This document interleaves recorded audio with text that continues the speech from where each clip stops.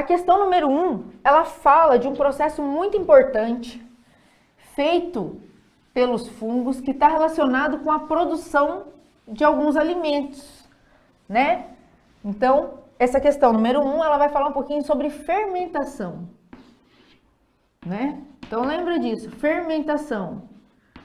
Carla, o que é fermentação? Lembra, existe um fungo chamado Saccharomyces cerevisiae, que é o fermento de pão, que a gente usa para fazer massa de pizza, pão, entre outras coisas, né? E aí, esse fungo, quando ele é adicionado ao trigo, ao açúcar, que vão na massa, ele usa essa glicose, esse açúcar, para fazer a fermentação. Então, o que é a fermentação? O que eu gostaria que você lembrasse? É a quebra parcial da glicose. Então, coloquei parcial, não coloquei o que é, né? Quebra parcial da glicose. Então, quebra parcial desse açúcar. E aí, o que acontece? Quando você tem essa quebra, são produzidas algumas substâncias. Que substâncias são essas?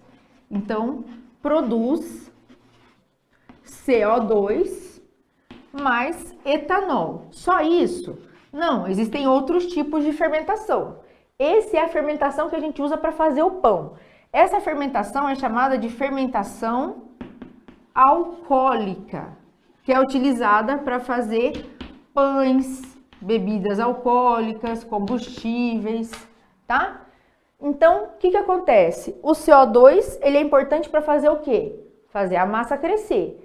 E o etanol? O etanol, com o calor do forno, ele evapora. Então, a massa não fica com gosto de álcool, tá? Então, vamos aqui para a nossa questão do Enem de 2012. Para preparar a massa básica de pão, deve-se misturar apenas farinha, água, sal, fermento. Parte do trabalho deixa-se para o fungo presente no fermento. Ele utiliza o amido e açúcares da farinha em reações químicas que resultam na produção de alguns outros compostos importantes no processo de crescimento da massa. Antes de assar, é importante que a massa seja deixada num recipiente por algumas horas, para que o processo de fermentação ocorra. Esse período de espera é importante para que a massa cresça, pois é quando ocorre foi aquilo que a gente falou, liberação do CO2, do dióxido de carbono, que é responsável pelo crescimento da massa. Então, a gente já viu aqui as respostas. Resposta certa é a letra B, ela que fala ali, formação de dióxido de carbono, que é importantíssimo para o crescimento da massa. Belezinha?